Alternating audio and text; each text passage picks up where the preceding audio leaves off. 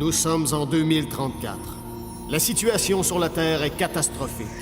La couche d'ozone a été complètement détruite par les gaz carboniques des voitures, l'industrie chimique et le push-push en cacane. Résultat, la Terre cuit sous les rayons du soleil.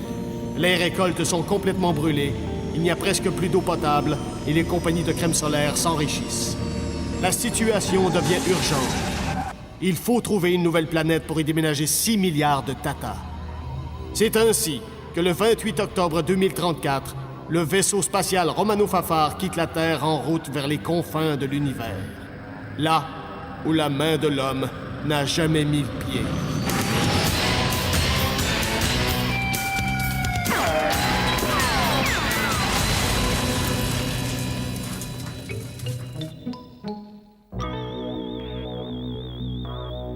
Capitaine, laissez-moi vous présenter le nouveau Serge, version reconstruite et améliorée à fraîche odeur de citron. J'ai nommé Serge 2! Tadam!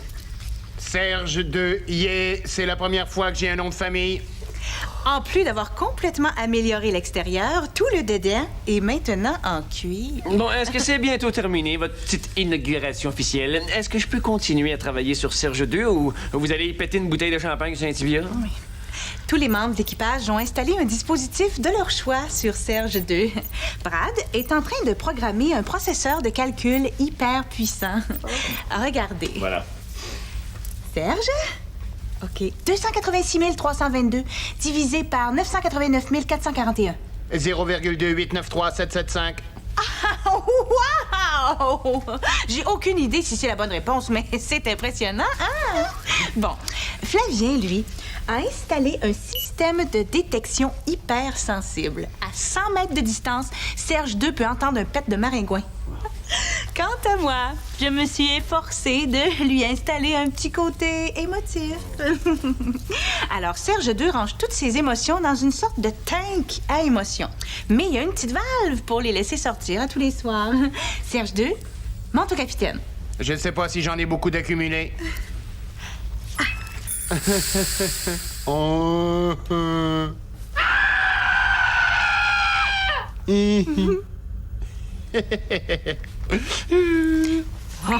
Ça fait du bien, une petite vidange d'émotions des fois. Capitaine, j'ai fait ce que vous m'aviez demandé. Je me suis bourré à la face d'un saucisse à cocktail, puis j'ai mis le vaisseau en orbite autour de la planète Biz. Bob, je vous ai jamais parlé de sauce et sa cocktail. Ah non? Trop tard? La planète Biz? Est-ce que c'est celle où il y a des abeilles cireuses? Affirmatif.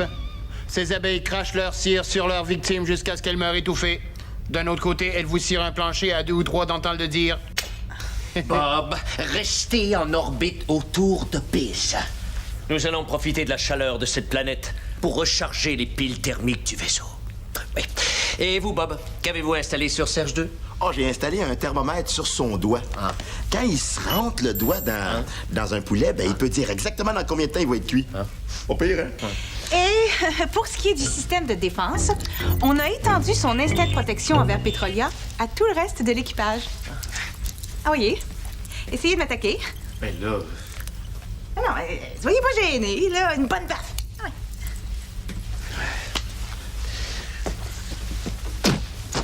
oui. Impressionnant, hein? Effectivement, ça impressionne les Jingle Wingle Wings. Talon. Oui. Eh bien, Serge 2, rebiennu. Viens parmi nous. Mot non identifiable demande des définitions pour rebiens nu, viens bien du et Jingle Wingle Wings. Oh non! Ça doit être une abeille cireuse qui s'est faufilée dans le vaisseau! Au secours! Tuez-la, quelqu'un! Calmez-vous, Brad. C'est juste une mouche qui doit venir de la fosse à déchets. Non! C'est une abeille dangereuse! Il faut la tuer! Je veux pas mourir!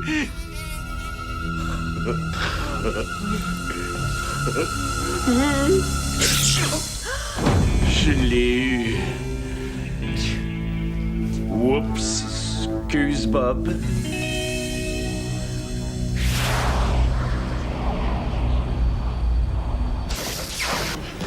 Comment va, Bob? Ben, le coup de fusil électrifiant a été puissant, hein, mais son état est stable. Bon, c'est sûr que si on le laisse dans le noir, on se rend compte qu'il éclaire un petit peu, là. Mais à part de ça, tout est tigidou. Tigidou, mot non identifiable, demande de définition. Ça, c'est le gros défaut. Depuis qu'il a été reconstruit, il demande une définition à tous les 5 minutes. Il reconnaît même plus les expressions québécoises, hein? Au lieu de dire « swing la baquette dans le fond de la boîte à bois », il faudrait dire « balance la trapue dans le fin fond du récipient en épinay ». Capitaine, est-ce que je peux tuer Brad? Non. Come on! Qu'est-ce qu'il y a, Bob? Vous semblez fâché. J'en ai plein mon casque de Brad! Rectification, vous n'avez pas de casse. À vrai dire, vous êtes chauve et luisant. C'est une expression, ça veut dire avoir son voyage. Un voyage où? Dans le sens de être à broute. À quel bout? Faites-le taire! Bob, je pense que tu devrais t'asseoir. Hein? Tu pourrais quasiment booster le vaisseau, hein, avec toute l'électricité que t'as dans le corps. Non, je m'assoirai pas. Brad est un danger public. Il a quasiment tué tout le monde ici au moins 20 fois. Vous exagérez un peu, Bob. 1, 2, 12, 14, 15. Bon, OK, peut-être une quinzaine de fois tout au plus. Capitaine, si ces chiffres sont exacts, Brad est une nuisance à la mission. On le tue. Voyons, Bob, il faut être pratique. Je crois que la décision la plus sage et la plus économique dans le cas de Brad serait de le faire retirer et de le manger. Ouais, c'est sûr qu'il faut que je retouche un peu son côté émotif, là. Serge a raison. En plus de servir à rien, Brad, il sert à rien. Non, c'est faux. C'est notre scientifique. Nous en avons besoin à bord. Puis, s'il était pas là, qui est-ce qu'on haïrait, hein? Valence, qu'est-ce que vous en pensez? Ben, de mon point de vue de psychologue, c'est vrai que Brad est tellement chieux que le reste de l'équipage peut plus lui faire confiance. C'est une situation grave, hein? Puis de mon point de vue de gourmet, ben, il n'y a pas assez de viande après Brad pour que ça vaille la peine de le faire cuire.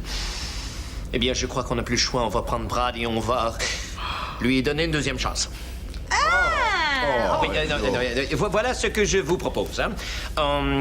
On simule une simulation simulée. Oui, dans laquelle nos vies sont en danger, mais pas pour vrai. Hein. On demande du vrai secours au vrai Brad pour nous sortir du faux danger. Voilà. S'il réussit, il reste second officier et je veux plus rien entendre. S'il échoue... On le fait bouillir. On le fait paner. Non, s'il échoue, je le rétrograde au poste de concierge du vaisseau. Concierge? Ça, c'est tout un coup à l'orgueil de Brad. J'aime ça. Parfait. Oh, je vais préparer le test. On va le tester, notre Brad. On va le tester.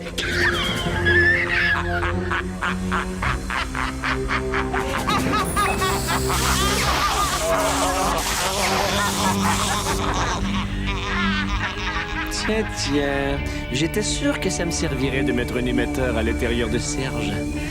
Comme ça, on veut faire passer un petit test à mon oncle Brad. On va bien s'amuser.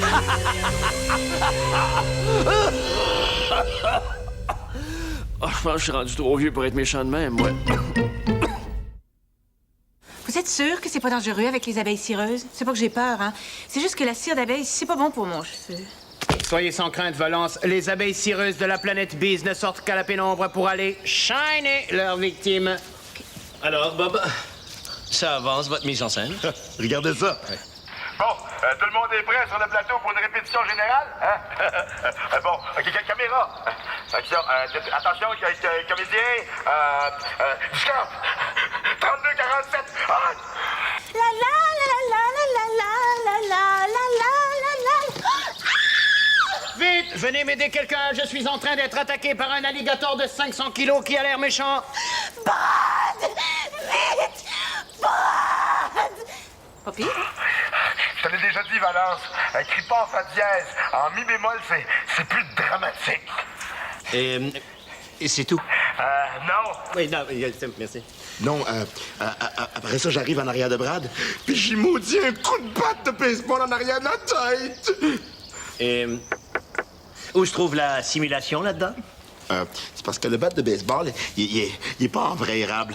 Dans le fond, c'est du chêne. Oui, désolé, Bob, mais je dois apporter quelques correctifs à votre mise en scène. Tout d'abord, je confisque le bâton. Et j'ai un nouveau script qui vient de m'être envoyé à l'instant par un grand auteur hollywoodien. On reprend!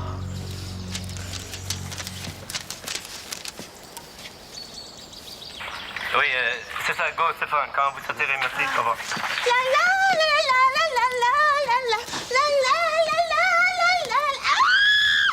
Vite, venez m'aider, quelqu'un, je suis en train d'être attaqué par une sympathique truite inoffensive. Ah, mais semble que c'est moins bon. C'est parfait! Vous trichez. Vous voulez que Brad réussisse le test. Non, je triche pas. Non, je veux juste lui donner un test plus adapté à son niveau de courage. Un étudiant de maternelle a aucune chance de réussir un examen de secondaire. À moins que ce soit le court choix de carrière. Mais bon, oui. Valence, allez chercher Brad sur le vaisseau. Nous sommes prêts pour le test.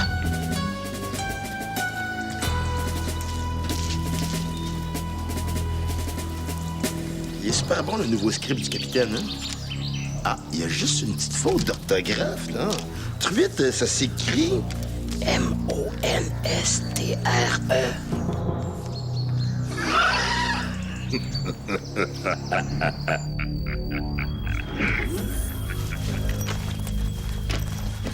Vite, Brad!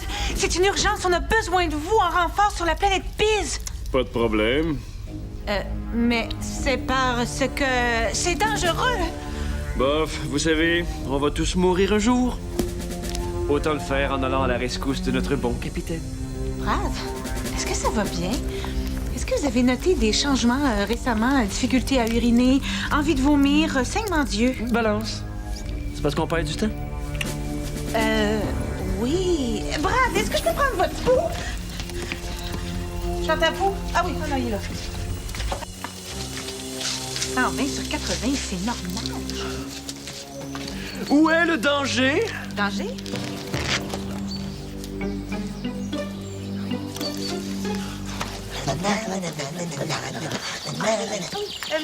Oh, voyons donc, j'ai un blanc. Ah oui, la la la. Vite, venez m'aider, quelqu'un, je suis en train d'être attaqué par un monstre marin de 2000 kilos, possédé du démon qui a l'air méchant et qui adore manger les scientifiques en amuse-gueule. J'ai pensé qu'un monstre, ce serait plus réaliste qu'une truite. Une truite, ça court pas l'espace. Laissez-moi passer. Je vais détruire ce monstre marin de mes mains nues qui tiennent un fusil. Nya! Mais il n'y a pas de monstre marin. Ah.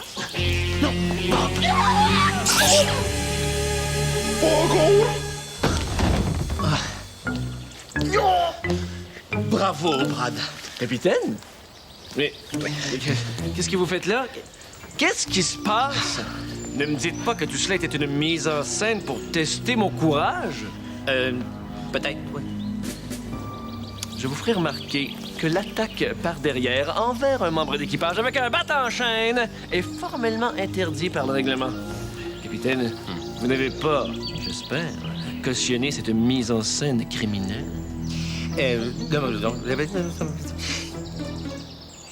Je suis désolé, mais c'est le règlement. Vous devrez subir une démotion. Soyez sans crainte. Vous serez sans doute très à l'aise dans votre nouveau poste de concierge.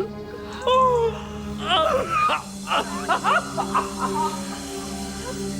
Attendez, Brad. Attendez, Brad! Eh bien, je croirais des circonstances ici de dire « Attendez, Brad !»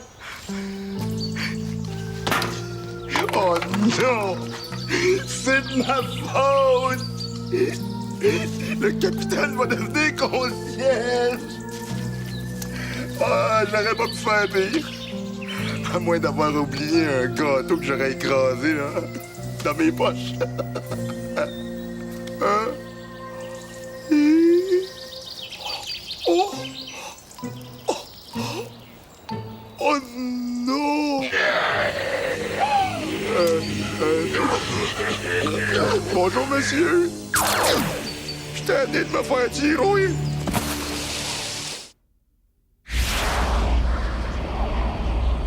Merci d'être venu en si grand nombre à mon couronnement. Approchez, il reste encore des bonnes places en avant. Ça n'a pas de bon sens, tu peux pas le laisser faire ça! Mais c'est le règlement, j'ai pas le choix. Un coup de batte de baseball, c'est une démotion automatique. Puis tous les coureurs avancent d'un but. Bob est disparu depuis 15 minutes. Toi aussi, hein, si t'avais transformé le capitaine en concierge, je t'achèterais un trou puis tu te cacherais dedans. Bon, trêve de bavardage. Nous sommes rendus au moment de la cérémonie où nous procédons à la remise officielle de la veste.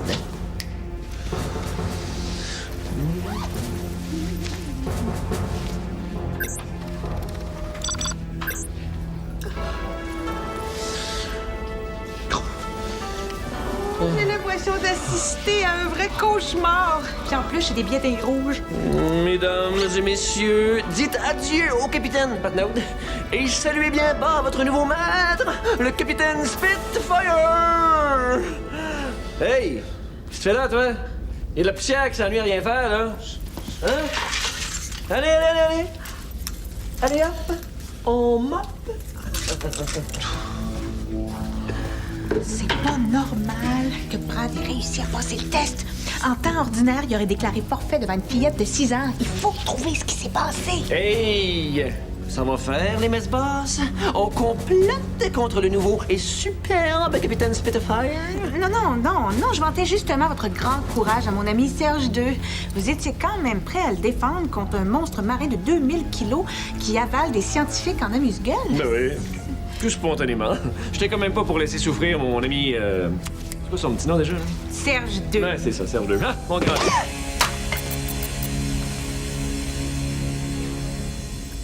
C'est quoi ça? Ah, bien. Ça doit être un bout de brocoli électronique, là, qui est resté pris entre ses deux dents en avant, là.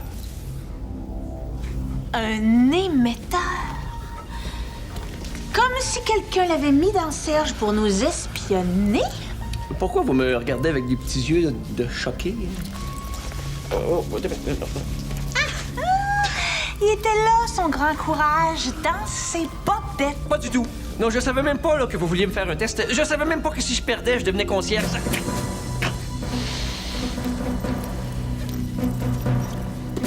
Merci. Article 1255. Il est formellement interdit d'espionner un autre membre d'équipage, que ce soit par micro, caméra ou trou de serrure, sous peine de démotion. Saluez bien bas votre nouveau concierge. Yes! C'est Bob qui va être content de sortir de son trou. Je peux pas devenir concierge. C'est pas bon pour mon orgueil. Vous avez pas le droit. J'ai un billet du médecin. Mais non, pognez-le tout. Non. Bob est pas dans sa chambre. Ça se pourrait-tu qu'il soit resté sur la planète Biz? Oh non! Les abeilles cireuses vont le transformer en chandelle décorative à vrai chanteur de pilote. Serge II! Capitaine, Téléfax!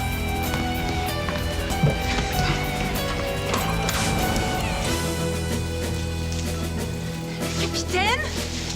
Serge! Ben oui, c'est le pattern classique, hein? Il y en a un qui disparaît, puis les autres se perdent en le cherchant.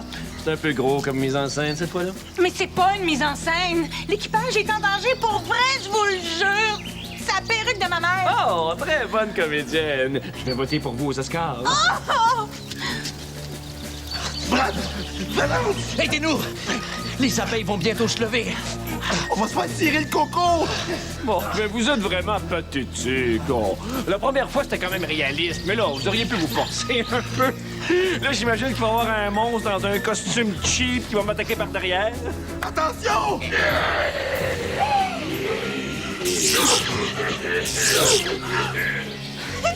Mon fusil, il fait rien. Mais qu'est-ce que c'est ça? eh bien, Valence, cette fascinante créature est un homme végétal. Nos fusils n'ont aucun effet sur les plantes. Cette créature s'est parfaitement bien adaptée à la planète Biz, car les abeilles qui la voient comme une fleur ne l'attaquent pas et ne font que la polliniser. Ah, c'est bien beau le cours sur la faune, là. Mais qu'est-ce qu'elle nous veut? Comme l'homme végétal se nourrit d'engrais et que l'être humain, en se décomposant, devient un excellent engrais, je dirais qu'il attend que vous vous décomposiez. Mais soyez sans crainte, mes amis, vous ne mourrez pas de décomposition. Mais bien de suffocation lorsque les abeilles vont nous cirer la face. Oh! Très fort! Vous avez même mis des effets spéciaux! Quand on a mal, habituellement, on crie plus aigu. Faudrait que je vous donne des cours d'interprétation dramatique un de ces jours, hein? Bon! Alors, est-ce que je vais attendre toute la nuit, là, ou vous allez me tirer dessus?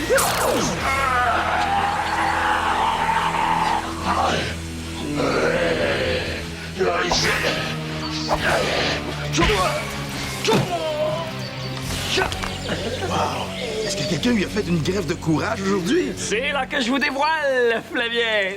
Voyons, il est donc bien collé solide, ce masque-là. Hey, Flavien, petit effort, là. Brad, Flavien est en régénérescence? Petrolia, de bord. là. Elle est restée sur le vaisseau pour pouvoir nous ramener à bord. Bon, ben, si Petrolia est à bord, que Flavien se régénère, que Valence est couché par terre, que vous trois, vous êtes attachés... 7 moins 7, 0. Ça veut dire qu'il en reste 0. Ça veut dire que ce que j'ai entre les mains, c'est une vraie bébête? Là, au secours, mon Dieu, mais quelque chose, aidez-moi! Non, Brad! Non, lâchez pas! Ça allait bien, là. Vous étiez en train de lui sacrer une volée. Vous étiez comme Rocky dans le film Rocky 73 contre la crotte de fromage géante. Je peux pas me battre! Je suis pas capable! Oui, Brad, vous êtes capable. Vous l'avez déjà semé aux 3/4. Il vous reste juste à finir la job. Brad, Brad. Brad! Brad! Brad! Brad! Brad! Brad! Brad!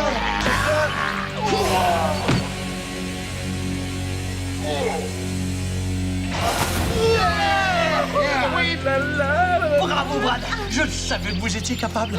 Et bon, à ce détachez-nous. Oui. Avant que les abeilles cireuses viennent nous tuer. Les abeilles cireuses? Non, pitié.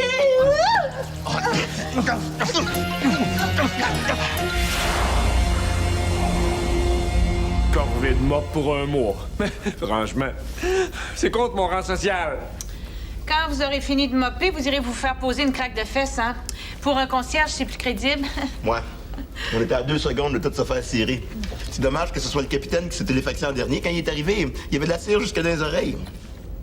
Ah non, c'est vrai, il y en avait déjà, là.